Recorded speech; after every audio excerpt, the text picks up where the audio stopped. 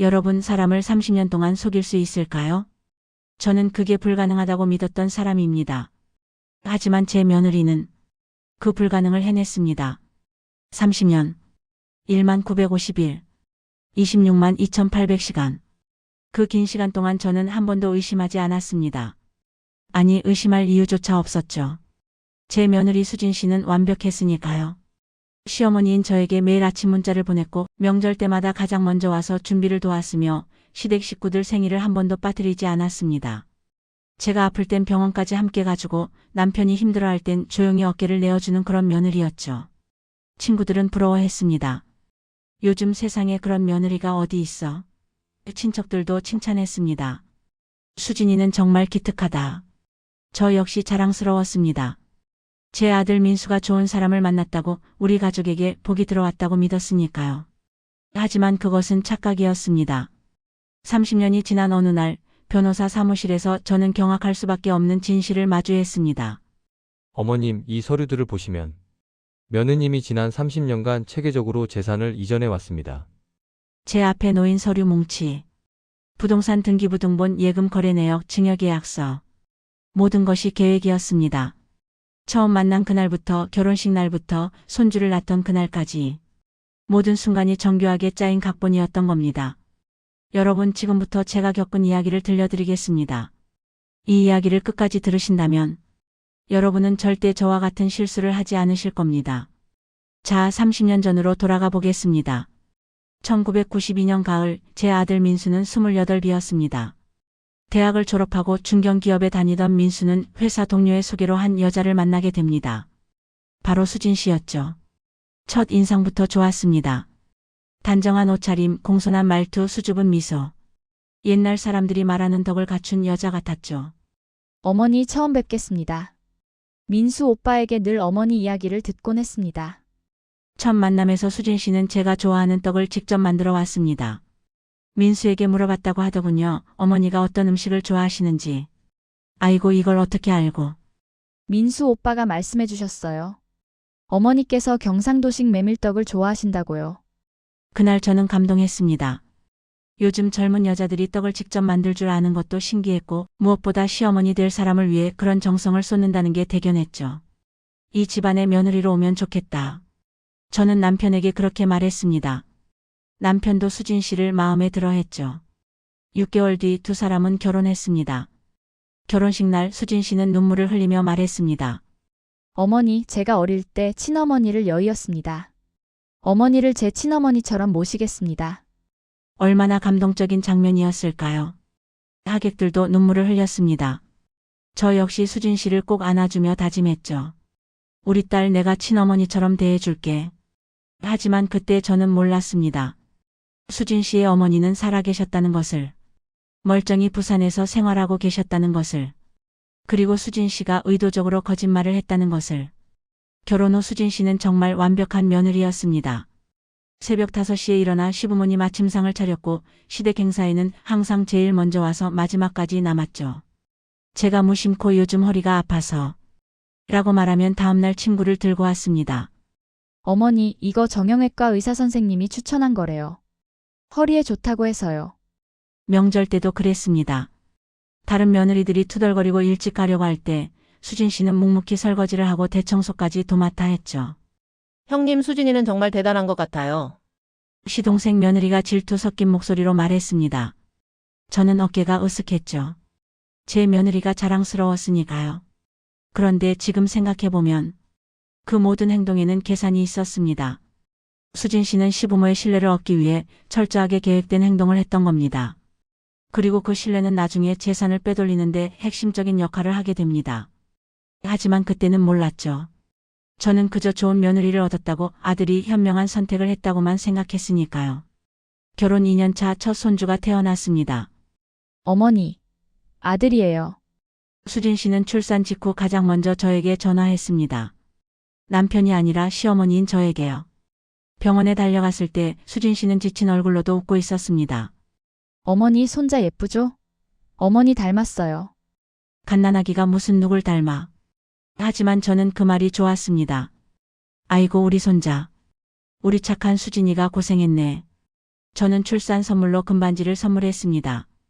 그리고 육아에 필요한 돈으로 500만 원을 따로 줬죠. 어머니, 제가 이렇게 받아도 될까요? 우리 딸이 고생했는데 당연하지. 친딸이라 생각해. 알았지? 수진 씨는 눈물을 흘렸습니다. 그날 저는 정말 수진 씨를 친딸처럼 여겼습니다. 하지만 돌이켜보면 수진 씨는 그 순간에도 계산하고 있었을 겁니다. 이 금반지는 나중에 얼마에 팔 수 있을까? 500만 원은 우선 어디에 투자할까? 손주가 태어나면서 수진 씨와 저의 관계는 더욱 돈독해졌습니다. 수진 씨는 아이를 키우면서도 시부모 챙기는 걸 게을리하지 않았습니다. 오히려 더 자주 찾아왔죠. 어머니, 준호가 어머니 보고 싶어 해요. 그렇게 말하며 아이를 데리고 오면 저는 세상을 다 가진 기분이었습니다. 손주도 보고 며느리도 보고.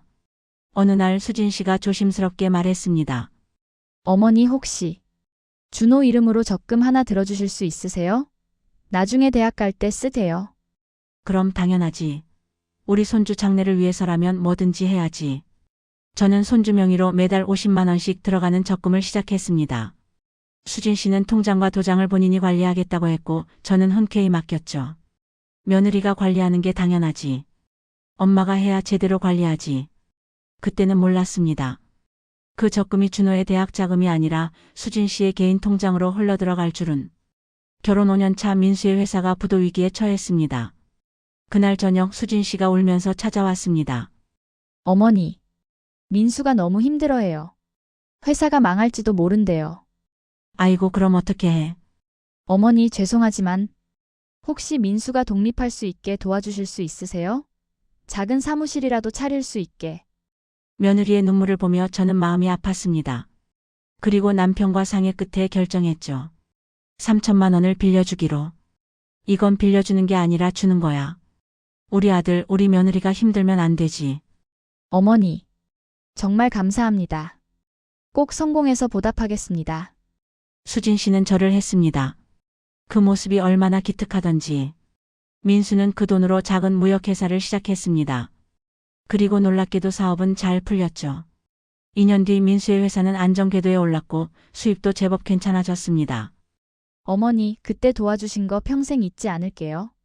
수진 씨는 감사 표시로 저희 부부 이름으로 해외여행을 보내줬습니다. 베트남 다낭으로 5박 6일. 우리 며느리 참 복도 많고 효심도 지극해.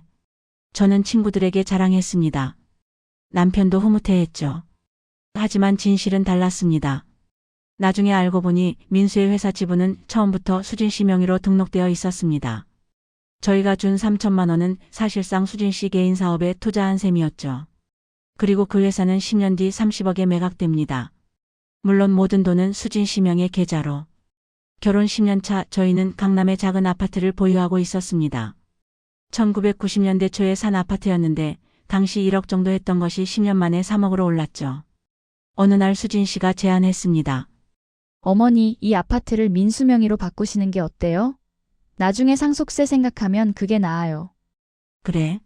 세금을 아낄 수 있다면. 네, 어머니. 그리고 저희가 여기서 살면서 어머니 아버지 모시면 더 좋잖아요. 수진 씨의 말이 합리적으로 들렸습니다. 그래서 저는 아파트를 아들 명의로 증여했죠. 증여세 문제는 수진 씨가 다 알아서 처리한다고 했습니다. 어머니는 서류에 도장만 찍으시면 돼요. 제가 다 알아서 할게요. 저는 믿고 맡겼습니다. 며느리를 믿지 못하면 누굴 믿겠어요? 그런데 나중에 안 사실인데요. 그 아파트는 민수 명의로 등록된 후 불과 6개월 만에 다시 수진 씨 명의로 바뀌었습니다. 민수 몰래, 저 몰래, 모두의 몰래. 어떻게 그게 가능했을까요?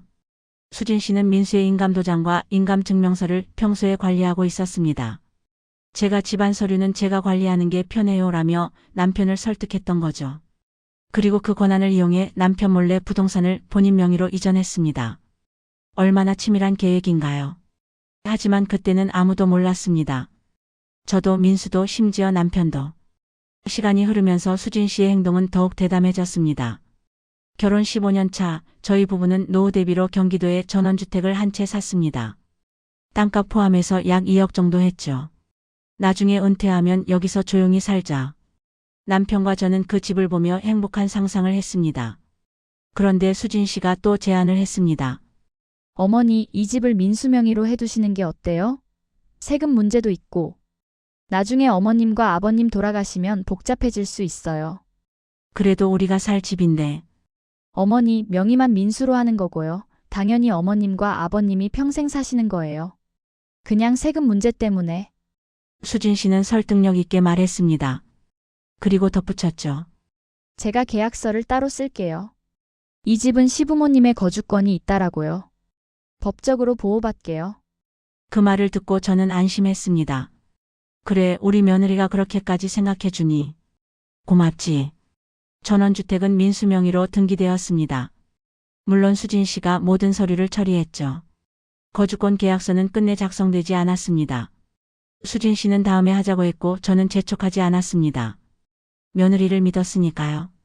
그리고 3년 뒤 그 전원주택은 수진 씨 몰래 다른 사람에게 팔렸습니다. 아니, 정확히는 수진 씨가 남편 민수를 속여서 판 겁니다. 여보, 그 집 관리가 너무 힘들어. 어차피 당분간 안 살 거면 팔고 현금으로 가지고 있는 게 낫지 않아? 민수는 아내의 말을 믿었습니다. 그리고 서류에 도장을 찍었죠. 그 돈 4억 원은 고스란히 수진 씨 개인 계좌로. 여러분, 잠깐만요. 지금까지 이야기가 너무 충격적이지 않나요? 하지만 이건 시작에 불과합니다. 진짜 반전은 지금부터입니다. 계속 봐주세요. 여러분이 상상하는 것 이상의 일들이 벌어졌습니다. 결혼 20년 차 저는 처음으로 이상한 점을 느꼈습니다. 그날은 민수의 생일이었습니다. 저는 아들에게 용돈을 주려고 전화했죠. 민수야, 오늘 저녁에 엄마가 미역국 끓여 놓을 테니까 들러. 엄마, 미안해요. 오늘 회사 일이 있어서. 민수의 목소리가 이상했습니다. 평소와 달리 기운이 없고 떨리는 것 같았어요. 왜 그래? 어디 아파? 아니에요, 엄마. 그냥 피곤해서. 전화를 끊고 나서도 찝찝함이 가시지 않았습니다. 그래서 저는 직접 아들 집으로 찾아갔죠. 초인종을 눌렀을 때 문 안쪽에서 무언가 깨지는 소리가 들렸습니다. 야, 내가 몇 번을 얘기해. 그 돈은 회사 운영 자금이라고. 수진 씨의 목소리였습니다. 평소의 차분한 목소리가 아니었어요. 날카롭고 공격적인. 수진아, 그래도 부모님께 말씀은 드려야. 말씀드리면 뭐해? 어차피 우리 돈인데? 당신 명의로 된 재산이 뭐가 있어? 다 내 명이잖아. 저는 그 자리에서 얼어붙었습니다. 다 내 명이라는 말이 무슨 의미일까? 문이 열리고 수진 씨가 나왔습니다. 제 모습을 본 수진 씨의 얼굴이 순식간에 바뀌었어요. 어머니, 언제 오셨어요? 깜짝이야. 방금. 무슨 얘기를 하던 거니? 아, 그냥. 민수가 회사 일로 스트레스 받아서요. 제가 격려해 주려고. 수진 씨는 금방 평소에 미소를 지었습니다. 하지만 저는 알 수 있었어요. 그 미소 뒤에 뭔가 숨겨져 있다는 걸. 그날 이후로 저는 조금씩 관찰하기 시작했습니다. 며느리의 행동을, 아들의 표정을, 그리고 이상한 점들을 발견했죠. 민수는 예전만큼 자주 웃지 않았습니다. 저희 집에 올 때도 수진 씨 눈치를 보는 것 같았어요. 엄마, 나 먼저 가봐야 해. 수진이가 기다려. 아니, 국이라도 먹고. 괜찮아요, 엄마. 다음에. 아들은 항상 바빴고 항상 수진 씨 말에 따라 움직였습니다. 어느 날 저는 우연히 아들의 통장을 보게 되었습니다. 민수가 화장실에 간 사이 가방에서 떨어진 통장이었어요. 이 자식이 돈 관리는 잘하나? 궁금한 마음에 펼쳐봤는데 잔액이 23만 원이었습니다. 20년 넘게 회사를 운영하고 그렇게 일만 하던 아들의 통장에 겨우 23만 원이라니. 엄마, 왜 그래요? 민수가 돌아왔습니다. 제 손에 있는 통장을 보더니 얼굴이 굳었어요. 민수야, 너 회사 경영 괜찮은 거야? 괜찮아요, 엄마.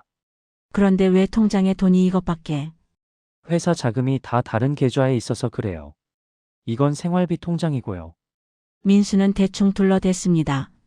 하지만 저는 느낄 수 있었어요. 아들이 거짓말하고 있다는 걸. 그날 밤 저는 남편에게 말했습니다. 여보, 민수한테 무슨 일 있는 것 같아. 무슨 소리야? 민수 잘만 지내잖아. 아니야. 뭔가 이상해. 수진이도 그렇고. 당신이 며느리를 너무 의심하는 거 아니야? 수진이가 얼마나 착한 앤데. 남편은 제 말을 믿지 않았습니다. 아니, 믿고 싶지 않았던 거죠. 30년 가까이 완벽했던 며느리가 문제가 있다는 걸 인정하기 싫었던 겁니다. 하지만 저는 계속 관찰했습니다. 그리고 결혼 25년 차 되던 해 결정적인 장면을 목격합니다. 그날은 저의 생일이었습니다. 수진 씨는 늘 그랬듯이 아침 일찍 찾아와서 미역국을 끓여줬죠. 어머니 생신 축하드려요. 건강하세요. 아이고 고맙다 우리 딸. 수진 씨는 선물도 준비해 왔습니다. 명품 가방이었어요. 이걸 너무 비싼 거 아니야? 아니에요, 어머니. 효도하는 건데 뭐. 저는 감동했습니다. 역시 우리 며느리는 달라도 다르다고. 그런데 수진 씨가 화장실에 간 사이 그녀의 핸드폰에 문자가 왔습니다. 핸드폰이 테이블 위에 놓여 있었고 화면에 메시지가 떠 있었어요. 수진아, 강남 아파트 계약금 받았어. 나머지는 다음 주에 줄게. 잘 됐다, 진짜. 발신자는 언니였습니다. 강남 아파트? 계약금? 저는 순간 혼란스러웠습니다. 민수네가 강남 아파트를 파나? 화장실에서 나온 수진 씨는 핸드폰을 보더니 얼굴이 굳었어요. 어머니. 혹시 제 핸드폰. 아, 미안. 문자 소리가 나길래. 민수네 강남 아파트 파는 거야? 네, 어머니. 좀 더 큰 집으로 이사하려고요. 그래? 엄마한테 말도 안 하고? 깜짝 선물로 보여드리려고 했어요. 수진 씨는 웃었습니다. 하지만 그 웃음이 예전 같지 않았어요. 그날 이후 저는 확신했습니다. 뭔가 잘못되고 있다고. 저는 몰래 아들을 만났습니다. 수진 씨 없이 단둘이. 민수야, 엄마한테 솔직하게 말해봐. 너 지금 힘든 거 아니야? 아들은 한참을 말이 없었습니다. 그러다가 엄마. 저 이혼하고 싶어요. 그 한마디에 제 세상이 무너졌습니다. 뭐? 이혼? 왜? 수진이가 뭘 잘못했는데? 엄마는 아무것도 모르세요. 민수의 목소리는 떨리고 있었습니다. 수진이가 저한테 한 짓들을 엄마는 상상도 못 하실 거예요. 무슨 소리야? 수진이가 뭘 어떻게 했는데? 저는 소리쳤습니다. 30년 가까이 완벽했던 며느리가 나쁜 사람일 리 없다고 아들이 잘못 생각하는 거라고. 하지만 아들은 고개를 저었습니다. 엄마. 제 명의로 된 재산이 아무것도 없어요. 뭐? 회사도 집도 차도 전부 수진이 명의예요. 저는 한 푼도 없어요. 민수는 울기 시작했습니다. 50대 중반의 남자가 제 아들이 제 앞에서 엄마가 주신 돈, 엄마 아빠가 물려주신 재산 전부 수진이한테 넘어갔어요. 저는 바보처럼 아무것도 몰랐어요. 여러분 이게 말이 됩니까? 30년을 함께 산 부부인데 한쪽은 모든 걸 가지고 한쪽은 아무것도 없다는 게 더 충격적인 건 이 모든 게 계획적이었다는 겁니다. 처음부터 끝까지 모든 순간이 이어서 들려드리겠습니다. 아들의 고백을 들은 저는 곧바로 수진 씨를 불렀습니다. 수진아, 우리 이야기 좀 하자. 네, 어머니. 무슨 일이세요? 수진 씨는 여전히 공손했습니다. 하지만 저는 더 이상 속지 않았어요. 민수 명의로 된 재산이 하나도 없다는데 그게 사실이야? 수진 씨의 얼굴이 굳었습니다. 잠시 침묵이 흐르더니 어머니. 그건 민수가 제대로 설명 안 한 거예요. 그럼 네가 설명해봐. 재산을 제 명의로 한 건 맞지만 그건 다 민수를 위해서예요. 세금 문제도 있고 사업상 이유도 있고. 세금 문제? 25년 동안 모든 재산을? 제 목소리가 높아졌습니다. 수진 씨는 당황하는 기색이 역력했어요. 평소의 침착함은 온데간데 없었죠. 어머니 오해하시는 거예요. 저희는 부부잖아요. 제 것이 곧 민수 것이고. 그럼 이혼하면? 그때도 민수 것이야. 뭐라고요? 민수가 이혼하고 싶어 한다. 그럼 너는 재산을 어떻게 나눌 건데? 수진 씨의 표정이 차갑게 변했습니다. 30년 만에 처음 보는 표정이었어요. 어머니, 법적으로는 혼인 중 모은 재산은 반반 나누는 게 맞지만 제 명의로 된 재산이 대부분이라 입증이 쉽지 않을 거예요. 그 순간 저는 깨달았습니다. 이 사람은 처음부터 알고 있었다는 것을. 이혼할 경우 재산 분할이 어떻게 되는지, 명의가 왜 중요한지. 너 처음부터 계획한 거였구나. 수진 씨는 대답하지 않았습니다. 그저 저를 차갑게 바라볼 뿐이었죠. 어머니, 이건 어머니가 간섭하실 문제가 아니에요. 저와 민수 사이의 일이니까요. 내가 왜 간섭 못해? 내 아들 일인데. 법적으로 어머니는 저희 재산에 아무 권리가 없어요. 그리고 수진 씨는 잠시 멈췄다가 냉정하게 말했습니다. 어머니가 주신 돈들, 증여하신 재산들. 전부 제가 관리해 왔잖아요. 그것들도 이제 다 제 거예요. 저는 그 자리에서 현기증이 났습니다. 30년. 제가 며느리를 믿고 맡긴 모든 것들이. 너는 처음부터 우리를 속인 거였어? 속이다니요. 저는 그냥 제 미래를 준비한 것 뿐이에요. 수진 씨의 목소리에는 죄책감이라곤 찾아볼 수 없었습니다. 민수는 착하지만 무능해요. 제가 없었으면 지금쯤 파산했을 거예요. 제가 회사도 키우고 재산도 불린 거예요. 그래도 그건 아들이 벌어온 돈이잖아. 어머니 현실을 보세요. 제 명의로 된 재산, 제가 관리한 사업. 이게 다 법적으로 제 거예요. 감정적으로 접근하지 마세요. 저는 그때 깨달았습니다. 제 앞에 있는 이 사람은 제가 알던 며느리가 아니라는 것을. 30년간 쌓아온 신뢰, 가족이라는 이름, 그 모든 게 거짓이었다는 것을. 저는 떨리는 손으로 휴대폰을 꺼냈습니다. 수진 씨, 당신 지금 하는 말 다 녹음했어. 수진 씨는 웃었습니다. 비웃듯이. 어머니, 그게 무슨 소용이에요? 부부 사이의 재산을 한쪽 명의로 하는 건 불법이 아니에요. 어머니가 증여하신 것도 증여 계약서가 다 있어요. 제 명의로요. 그럼 사기잖아. 우리를 속인 거잖아. 입증하세요. 제가 어떻게 속였는지 법정에서 입증해 보세요. 수진 씨는 가방을 들었습니다. 어머니, 저는 이만 가볼게요. 앞으로는 민수 통해서만 연락하세요. 그렇게 며느리는 떠났습니다. 30년간 어머니 하던 그 사람이. 저는 그 자리에 주저앉았습니다. 뭘 어떻게 해야 할지 몰랐습니다. 남편에게 이 사실을 말했을 때 남편도 믿을 수 없다는 표정이었어요. 그럴 리가 없어. 수진이가 그럴 애가 아닌데. 당신도 직접 들어봐. 얼마나 차갑게 말하던지. 그래도 30년을 함께 살았는데. 남편도 현실을 받아들이기 힘들어했습니다. 며느리를 친딸처럼 여겼던 남편에게 이건 배신이었으니까요. 그날 밤 저희 부부는 밤새 이야기했습니다. 어떻게 해야 할지, 뭘 할 수 있는지. 그리고 다음날 저희는 변호사를 찾아갔습니다. 변호사님, 제 며느리가 저희 재산을 다 가져갔어요. 도와주세요. 변호사는 저희 이야기를 듣더니 심각한 표정을 지었습니다. 일단 정확한 상황 파악이 필요합니다. 어떤 재산이 누구 명의로 되어 있는지, 증여나 이전이 언제 어떻게 이루어졌는지. 다 며느리 명의예요. 회사도 집도 예금도. 그렇다면 복잡할 수 있습니다. 혼인 중에 부부간 재산 이전은 일단 합법이거든요. 하지만 사기잖아요. 처음부터 계획한 거라고요. 사기를 입증하려면 명확한 증거가 필요합니다. 며느님이 처음부터 기망 의사를 가지고 접근했다는 것을 증명해야 해요. 변호사의 말에 저는 절망했습니다. 증거가 어디 있나요? 30년 전 일을 어떻게 증명하죠? 일단 제가 할 수 있는 건 재산 목록을 정확히 파악하고 증여나 이전 과정에 하자가 있는지 확인하는 겁니다. 변호사는 며칠 후 조사 결과를 가져왔습니다. 그리고 그 내용은 저희 상상을 초월했습니다. 어머님, 이거 정말 체계적이네요. 변호사가 보여준 서류들. 강남 아파트 3억 1995년 증여 민수명의 6개월 후 수진명의 이전 2023년 8억의 매각. 경기도 전원주택 2억 2007년 증여 민수명의 1년 후 수진명의 2020년 4억의 매각.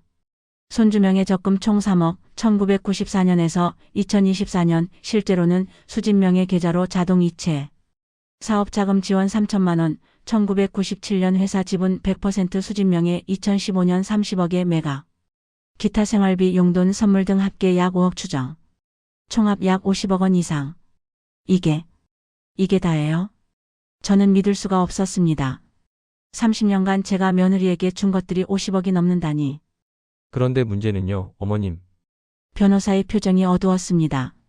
이 대부분이 법적으로 증여로 인정됩니다. 어머님이 자발적으로 주신 거라는 증거들이 다 있어요. 자발적이긴 뭐가 자발적이에요. 속아서 준 건데. 하지만 당시에 강요당했다거나 기망당했다는 증거가 없어요. 오히려 며느님이 효도하는 과정에서 자연스럽게 이루어진 증여로 보이거든요. 저는 무릎에 힘이 풀렸습니다. 법이 저를 보호해 주지 못한다는 게, 그럼 우리는 아무것도 할 수 없다는 거예요. 방법이 아예 없는 건 아닙니다만, 변호사는 조심스럽게 말을 이었습니다. 사기죄 입증은 어렵고요. 대신 아들분의 이혼 소송에서 재산 분할을 최대한 유리하게 이끌 수는 있어요. 그리고 그리고요? 며느님이 남편 몰래 재산을 처분한 부분들, 이건 위자료 청구 사유가 될 수 있습니다. 그나마 희망이 보였습니다. 저희는 본격적으로 법적 대응을 준비하기 시작했습니다. 2023년 3월 민수는 정식으로 이혼 소송을 제기했습니다. 수진 씨는 예상대로 거세게 반발했죠. 이혼? 무슨 이유로? 혼인 관계가 파탄났습니다. 그리고 당신이 나 몰래 재산을 처분한 것들. 4명의 재산을 내가 처분하는 게 뭐가 문제예요? 첫 조정 기일 수진 씨는 변호사 3명을 대동하고 나타났습니다. 저희는 한 명인데 재판장님, 원고는 이혼 사유를 명확히 제시하지 못하고 있습니다. 단순히 재산 분할이 목적인 것으로 보입니다. 수진 씨 측 변호사의 주장이었습니다. 재산 분할이 목적이 아니라 피고가 사기 혼인을 한 겁니다. 우리 측 변호사가 반박했지만 사기 혼인이라는 증거가 있습니까? 30년을 함께 살고 자녀까지 낳은 부부인데요. 수진 씨 측의 반론에 저희는 할 말이 없었습니다. 증거가 없었으니까요. 조정은 결렬되었고 본격적인 재판이 시작되었습니다. 재판 과정에서 수진 씨의 치밀함이 더욱 드러났습니다. 모든 재산 이전에는 합법적인 서류가 존재했고 심지어 세금까지 제대로 납부되어 있었습니다. 재판장님, 피고는 남편과 시부모를 위해 성실히 재산을 관리해 왔습니다. 이는 현명한 가정 경영이었을 뿐 사기가 아닙니다. 하지만 남편 몰래 부동산을 팔았습니다. 부부 공동 명의도 아니고 피고 단독 명의 재산입니다. 남편의 동의가 법적으로 필요하지 않습니다. 법정에서 수진 씨는 달랐습니다. 30년간 보여줬던 온순한 며느리의 모습은 온데간데 없었고 대신 냉철한 사업가의 모습이 있었죠. 재판장님, 원고는 30년간 회사 경영도 제대로 못했습니다. 제가 아니었으면 진작 파산했을 겁니다. 객관적 증거를 제시하세요. 여기 회사 장부가 있습니다. 주요 거래처 계약은 모두 제가 성사시켰고 재정 관리도 제가 했습니다. 수진 씨는 20년치 회사 자료를 제출했습니다. 그리고 그 자료들은 수진 씨의 주장을 뒷받침했죠.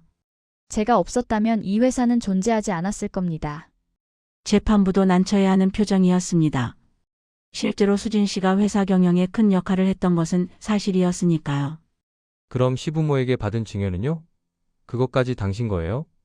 우리 측 변호사가 공격했습니다. 합법적인 증여였습니다.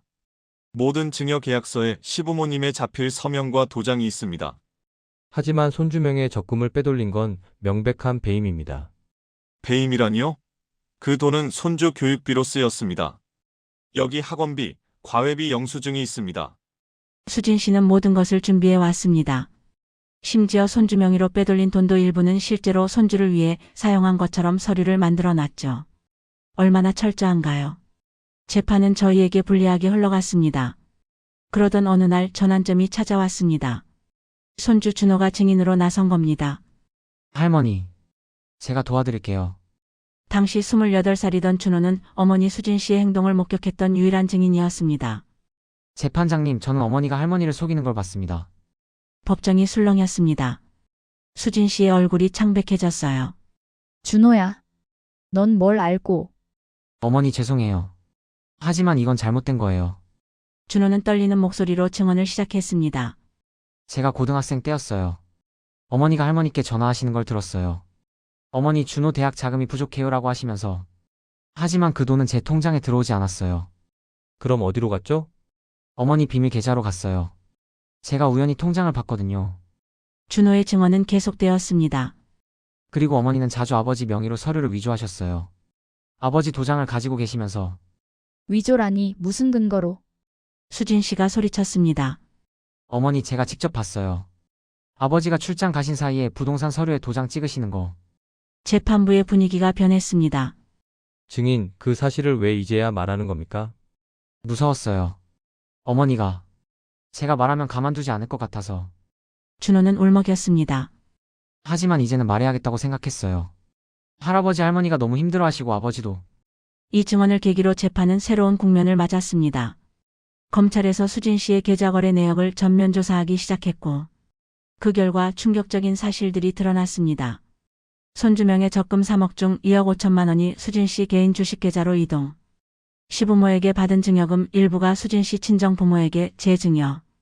남편 명의 부동산을 팔아 생긴 돈 4억 중 3억이 수진 씨 명의 해외 계좌로 송금. 피고인, 이것들을 어떻게 설명하시겠습니까? 재판장의 질문에 수진 씨는 입을 다물었습니다. 더 이상 변명할 수 없었던 거죠. 최종 판결이 내려졌습니다. 피고의 행위는 혼인의 본질을 배신한 것으로 이혼 청구를 인용한다. 재산 분할은 6대 4로 원고에게 유리하게 결정한다. 위자료로 피고는 원고에게 3억 원을 지급하라. 하지만 시부모에 대한 증여는 합법적 증여로 인정하여 반환 의무는 없다. 결국 시부모인 저희가 준 돈은 돌려받을 수 없었습니다. 법적으로는 자발적 증여였으니까요. 판결 후 수진 씨는 항소했지만 기각되었습니다. 그리고 2024년 12월 모든 법적 절차가 끝났습니다.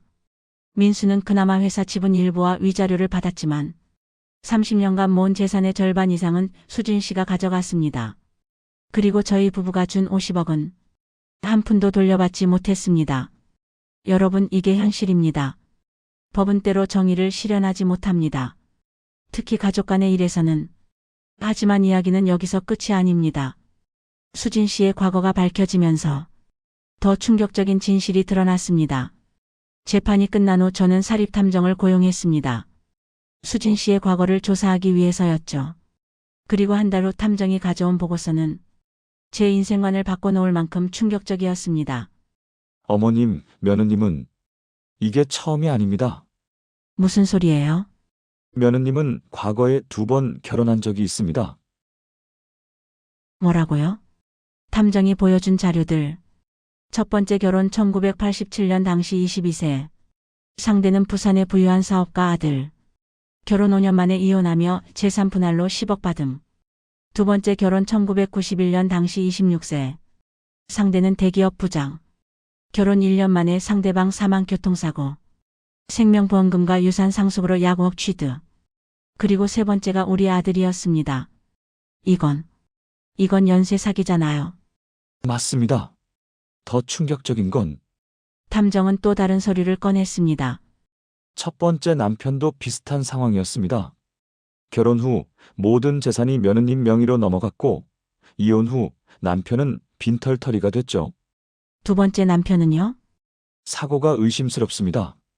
보험금 수령 직전에 사고가 났고 유일한 목격자가 며느님이었습니다.